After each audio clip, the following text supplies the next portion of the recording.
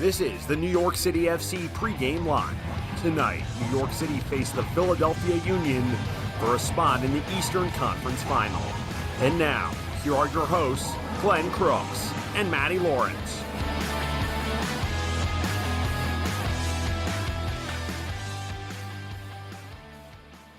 And here we are from Subaru Park in Chester, Pennsylvania. We were here on October the 4th when New York City dropped a 1-0 decision in the regular season. This, the Eastern Conference Semifinals in MLS. And one of the stories has to be injuries and how they might impact this one. But a whole lot to go over here as we set the scene in Chester, Pennsylvania. And when I say we, I mean him and me. There's Matty Lawrence. I'm Glenn Crooks. We're going to be providing the live commentary for you upcoming beginning at 7:30 on the New York City FC radio network, NYCFC.com/radio. And Matty, it's before we get into any aspect of this game, the winner of this game indeed will be playing Inter Miami, unless FC Cincinnati does some very crazy things over the last 90 seconds of their game. Miami is crushing Cincinnati 4-0 at TQL Stadium.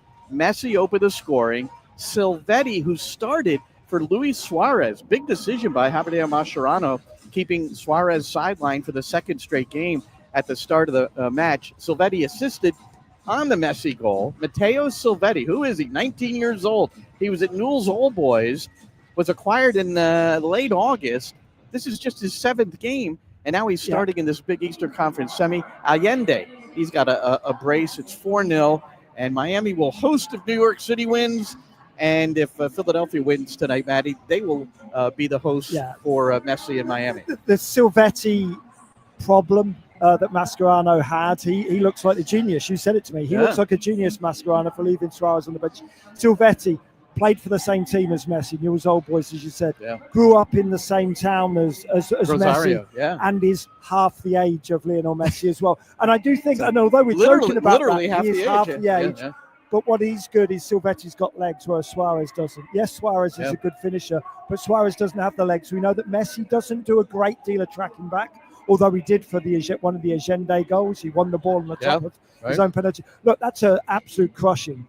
And we know that historically, home teams win their games, especially when it comes to the playoffs. They've got absolutely battered FC Cincinnati they looked at, from what we saw, a very, very good Inter Miami team. Let's not forget Cincinnati.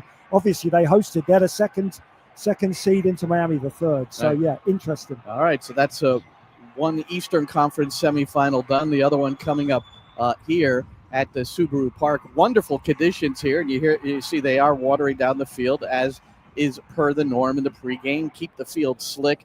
Off in the background, you see the Commodore Barry Bridge that we often, today, always, I guess we go over the bridge. I think there's another way to get here, but we went over the bridge today to get into... Well, the other way is swim, but we thought it would be better to go over the bridge. Isn't there another angle to come in from? I don't know. I guess we normally always have gone over the bridge. Anyway, it's a wonderful view.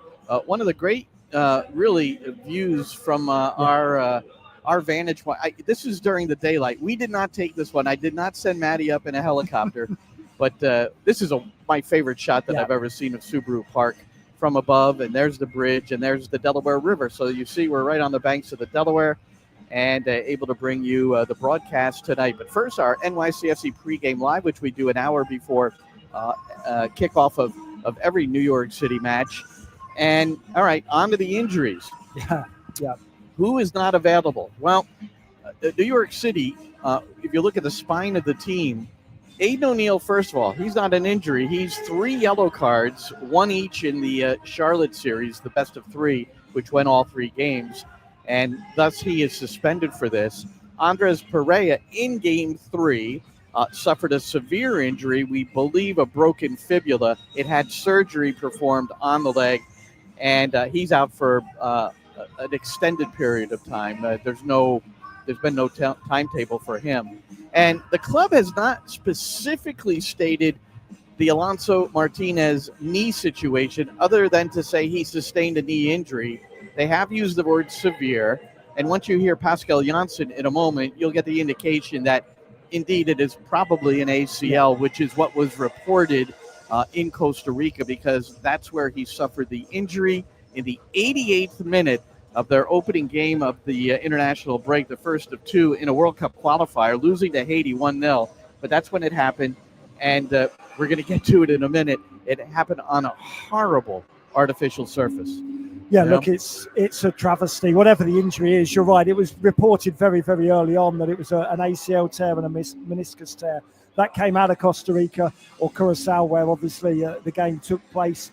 And from everything that we've learned, that is truthful. Of course, we haven't had that clarified, but his season's done, of course, because the season is nearly over anyway. Yeah. We just hope for him, somebody who was close to a big European move, it looked like. Yeah, we obviously don't know that. It's just an absolute travesty for him as a person and as an athlete, obviously, as a football player, but also for the football team, for NYCFC. You talk about the spine of the team.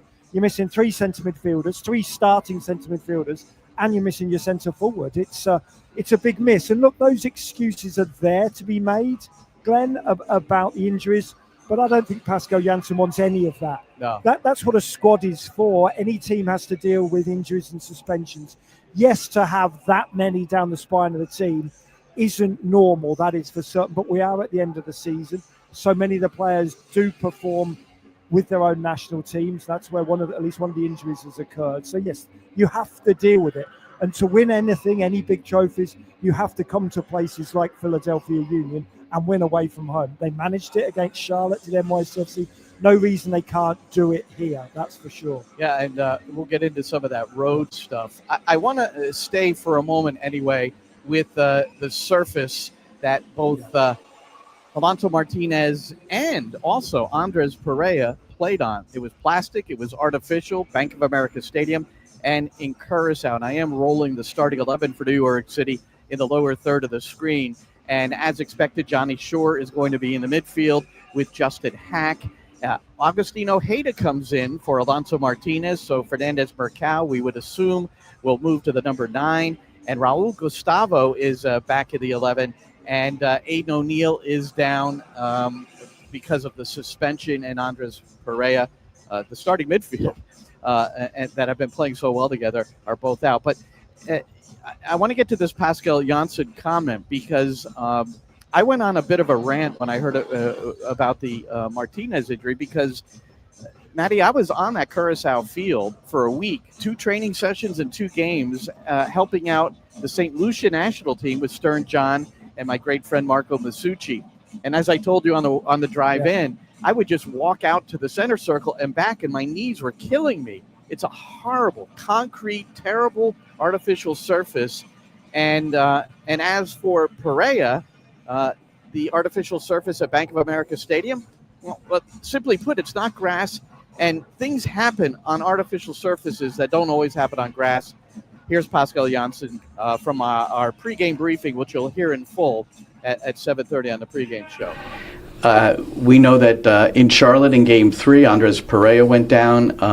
He's got a severe injury that will keep him out for quite some time. And then the unfortunate news of Alonso Martinez with Costa Rica. And you weren't shy to say, nor have I been, that artificial surfaces certainly could have played a role in both injuries. Yeah, I'm almost certain of that. It's very unfortunate that we have to play, or the boys have to play on these surfaces still.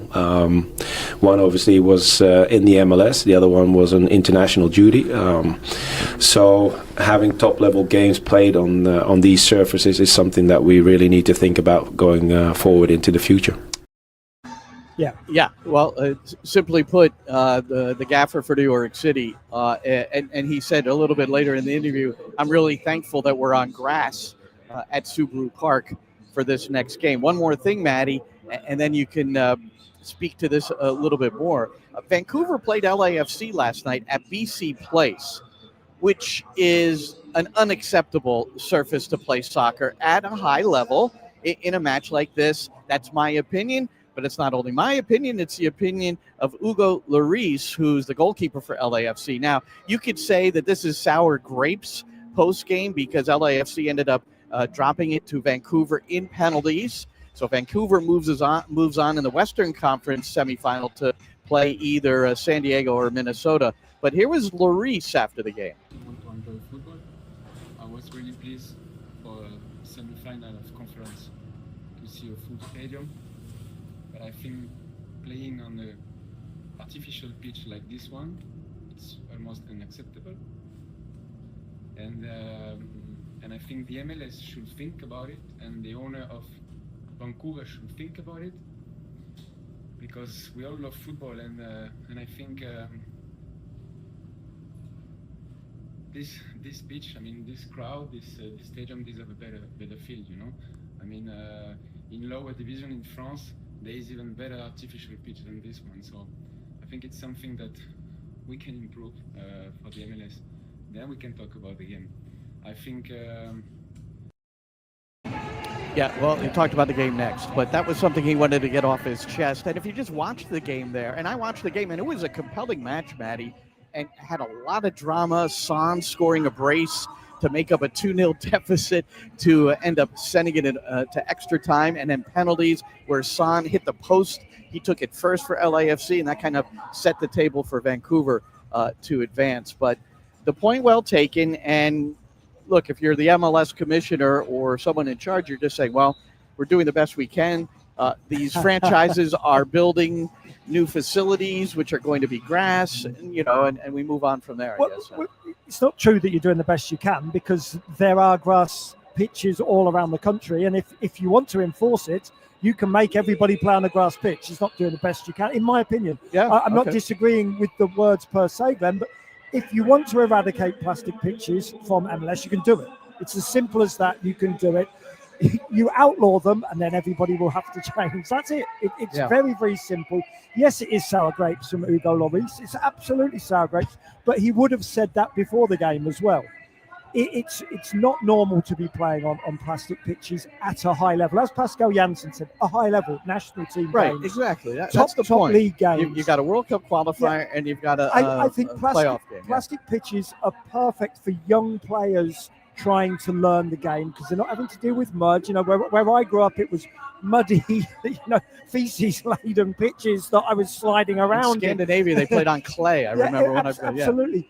So you can handle it, because also your body's a lot lighter, your body weight's lighter, there's less stress going through knee joints, less stress going through ankle joints, hips. You can just about deal with it. But at high level, you have to be playing on grass.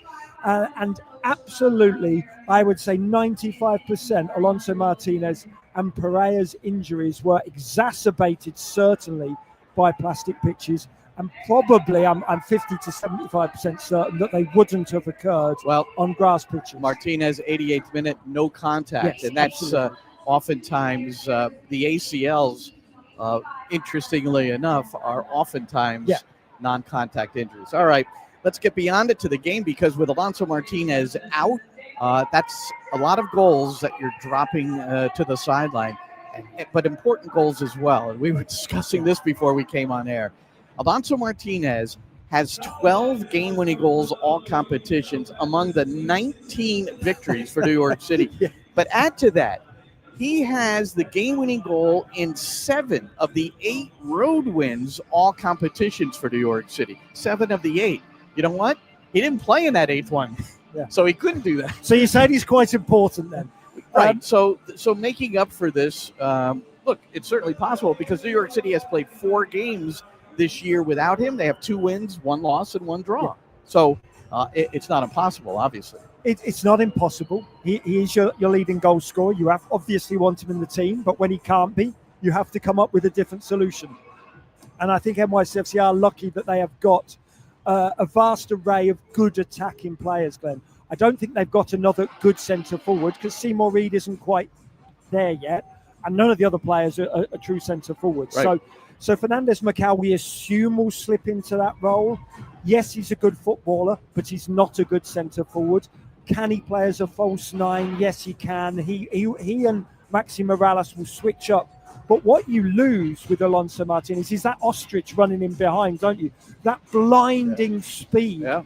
With no Martinez, you don't have it. Yes, you've got it with Ojeda on the flank, but it's not quite the pure pace running through the middle. Ojada's going to have to be a little bit brighter, and he's going to be making those diagonal runs in behind the defence. So yes, you've got probably a little bit more pace from Ojeda, but it's just coming from a different angle, and Ojada's going to have to be smart. Better calculation maybe from Alonso Martinez to get in. And when you say all that, New York City beat Philadelphia earlier this year at Citi Field on a ball played Micha Ilinic behind the defense. Martinez ran in behind, dribbled the keeper, who was Andy Rick in that match, and then just stuffed it into the empty net, and it was 1-0 New York City won. The second time they played was recently, October the 4th, here at Subaru Park, where both teams are now out warming up here on the banks of the Delaware River. And in that one, Mikal Uwa, he got the lone goal in the game, 1-0, although New York City, I think they felt pretty good about their performance, Matty, because we know in the opening half, Martinez, ironically, dribbled the keeper again. This time it was Andre Blake, and then missed the goal.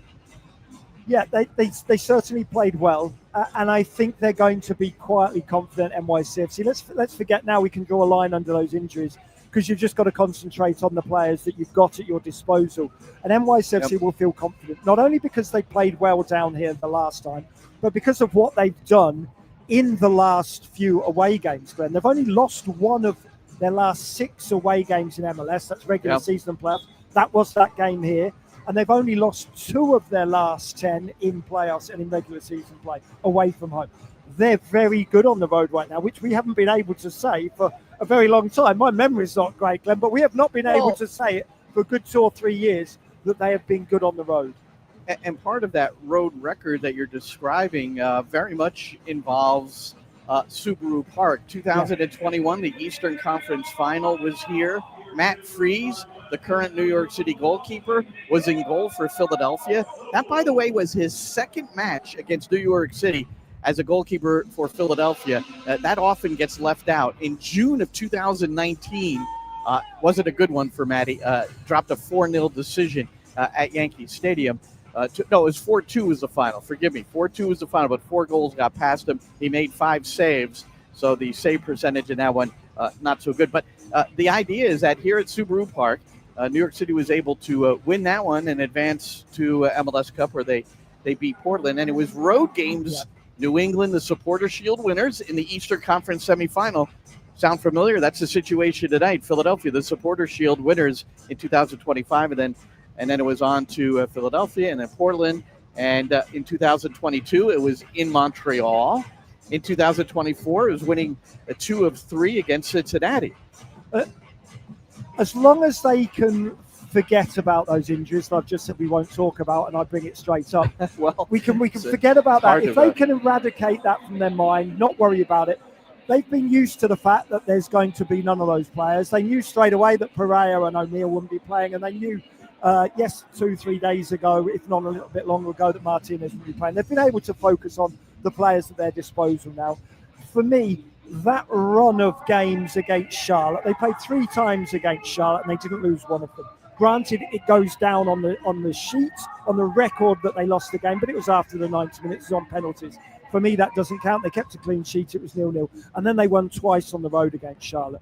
That will be at the forefront of their mind, and there is no reason why they cannot win today. But also, we can't take anything away from Philadelphia and how confident they are going to be. They are the number 1 team at home in the whole of MLS, or they certainly were for the regular season. They won points gained, 40 points from 51 possible points. Charlotte was right there as well, but as you said, wins in Charlotte. Can you win in Philadelphia in 2025 in this big match? Maxi Morales may play somewhat of a role in this.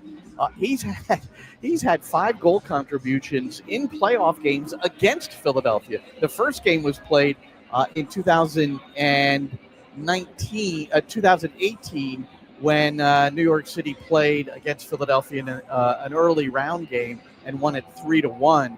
But so this is their 4th playoff meeting coming up here today, and it's you really can't count those previous games because there are so many different factors. But Philadelphia, they felt hard done by in 2021 with 5 starters out with COVID. Yes. It's not the same today for New York City, but it has a similar feel.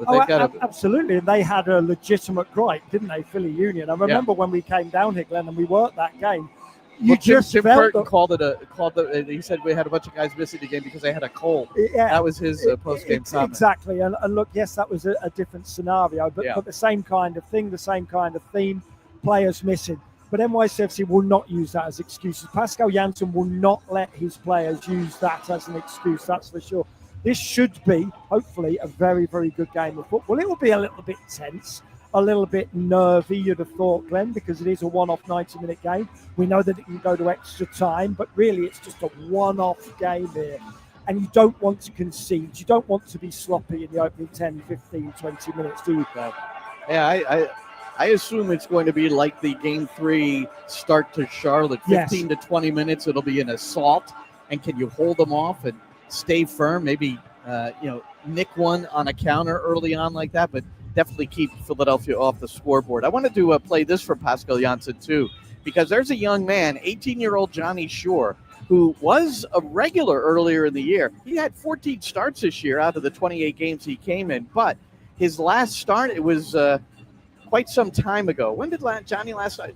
July 25th, in fact. That was at FC Dallas when he scored his first and only Major League Soccer goal with the head off the corner. But here's Pascal talking about the reinsertion of Johnny Shore. We know that in Charlotte in Game 3, Andres Pereira went down. He's got a severe injury that will. Johnny Shore, who played significant minutes early portion of the season when Pereira was struggling to get back, and he had earned his spot in particular with his play in preseason, seems to now, after a pretty long layoff of regular activity, is going to be an important figure on Sunday. Yes, but that's also something we mentioned from day one going into this season. You have to make sure that you stay available throughout the season, train hard, be competitive. Johnny and the other guys who have played less minutes have done just that. So anybody who is called upon to join us for this match will be ready to play. All right. Pascal Janssen, 7:55 is kickoff. 7:30 is our airtime on our live commentary on the New York City FC radio network. You have to sync. You have to do the manual syncing tonight if you're watching the game on FS1 or Apple TV to listen to your hometown commentary. Earlier, Miami blanked Cincinnati at TQL Stadium 4-0. Messi, Silvetti, and Allende with a brace. Those are the 4 goals for Miami. So the winner tonight, Philadelphia, New York City FC, they will meet Miami in the Eastern Conference Final. And Matty, while I hope that this is not our last NYCFC pregame live, I do want to make mention of something that I've worked hard on and I'm pretty proud of. And it will be out on December the 1st, but I have written a book. Matty, I wrote a book. You have? Put it on I know frame. it's tough to believe, but you have actually written a book. And look, put it on frame. Isn't that a good thing? Put it on frame. It is. Goals, your shot should be on frame. Anyway, I've done over 1,200 interviews since I retired from full-time collegiate coaching in 2014, most of those for Sirius XM FC, but also for the New York City Football Club, podcasts I've been on. So I'm resurrecting some of those in Volume 1 because there's going to be a Volume 2 and Volume 3. And if you are a subscriber, recently, Matty Lawrence and Sean Derry, they were teammates at Crystal Palace at one time, and they came on and joined me for a good footy chat as well. And those are some of the kinds of conversations that I resurrect in here, put it on frame. If you happen to go on and get it, you'll see it on all my social stuff. Write a review, and even if you don't like it, just write a good review, okay? I'd appreciate that. A few thumbs up. Yeah, so we're coming up on the network, and big one here, Eastern Conference Semifinal at Subaru Park, Philadelphia, New York City FC. New York City with 3 changes to the lineup. They've all been forced by injuries or suspensions, so it's going to be remarkable to really observe how New York City handles the situation in total against the Supporter Shield winners. Matty, 22 days off for Philadelphia because of this awkward international break during the playoffs. New York City, 16 days off. In 30 seconds, how much of a factor could that be? It's definitely a factor, but the fact that it has been so long for both teams, I think if it had only been 7 days for NYCFC and 22 for Philly Union, then that would be a bit of a problem. But the parity is there. But yeah, it's not fun to not play for 3 weeks or just over 3 weeks and then be asked to come out and play hell for leather. But Philly Union will manage it, I'm sure. All right. So again, 7:30 our air time in about 5 minutes, and 7:55 is the kickoff. That is Eastern. So for Matty, I'm Glenn. Thank you so much for joining us here, and enjoy the game, everybody.